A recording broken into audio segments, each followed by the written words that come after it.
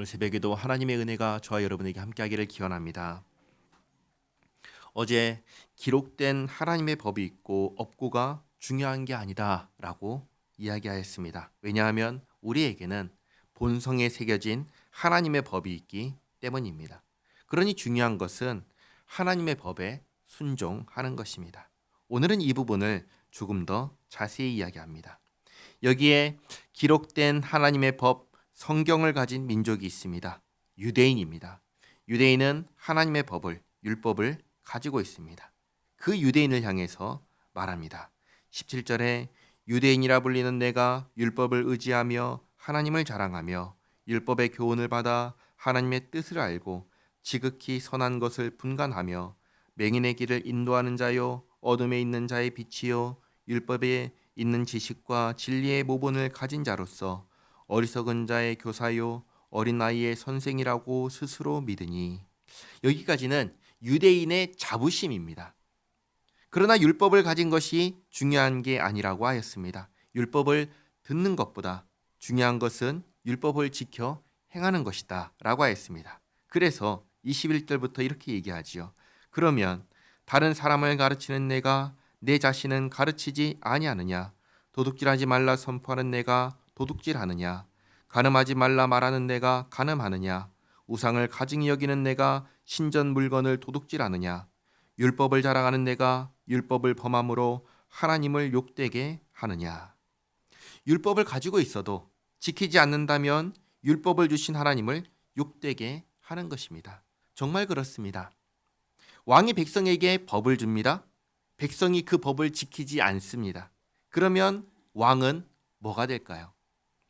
다른 나라 사람들이 왕을 향해 손가락질 할 겁니다. 이렇게 하는 것이죠. 저 나라 백성들은 왕의 명령에 순종하지 않는 백성이야. 어떻게 왕의 명령에 순종하지 않는 백성이 있을 수가 있지? 왕에게 문제가 있는 거 아니야?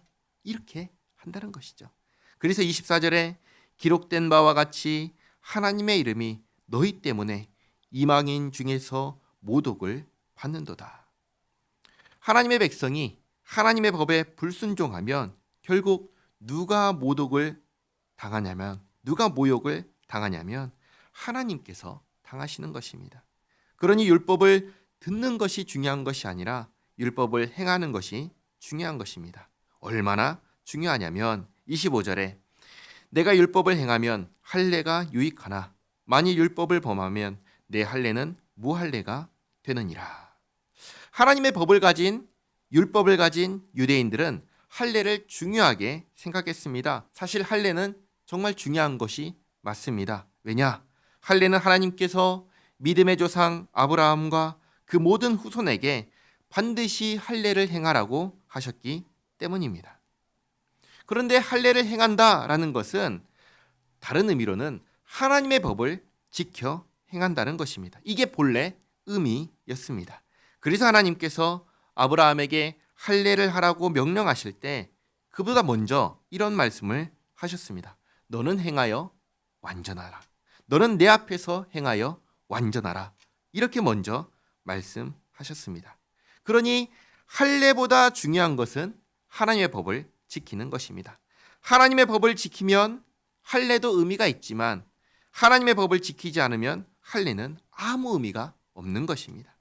그래서 26절에 그런즉 무할례자가 율법의 규례를 지키면 그 무할례를 할례와 같이 여길 것이 아니냐. 그러니까 본질적으로 할례 여부가 중요한 것이 아니라는 것이죠.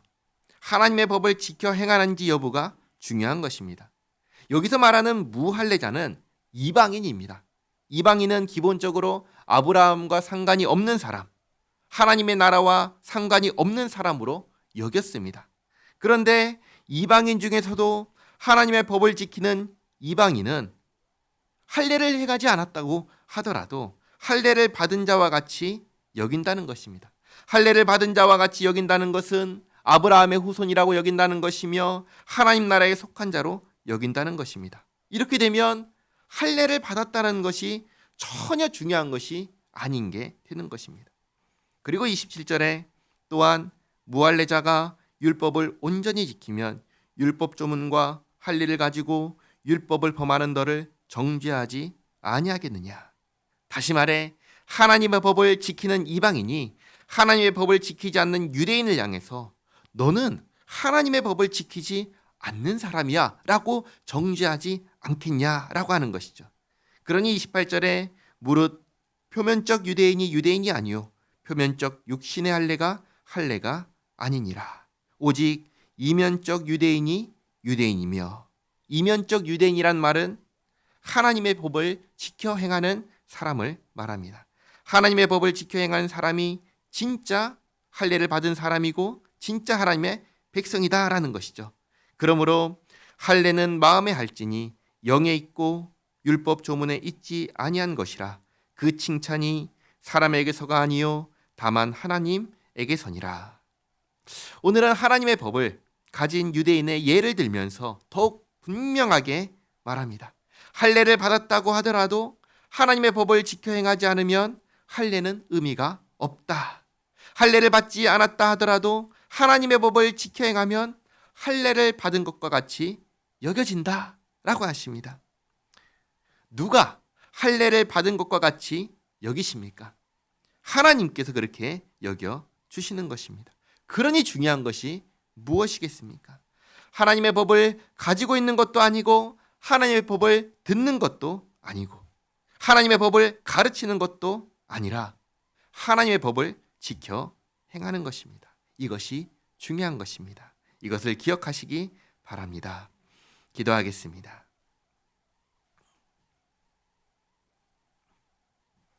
좋으신 하나님, 하나님께서 택하신 믿음의 조상 아브라함에게 할례를 명하셨습니다.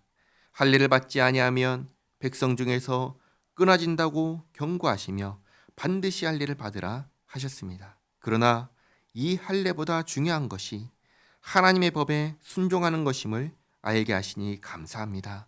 하나님, 하나님께서 주신 하나님의 법을 마음에 간직하며 지켜 행하며 살겠습니다. 도와주시옵소서. 우리의 부족함을 잘 아오니 넘어질 때마다 붙잡아 주시옵고 일으켜 주시옵고 주님의 뜻대로 살 수 있도록 인도하여 주시옵소서.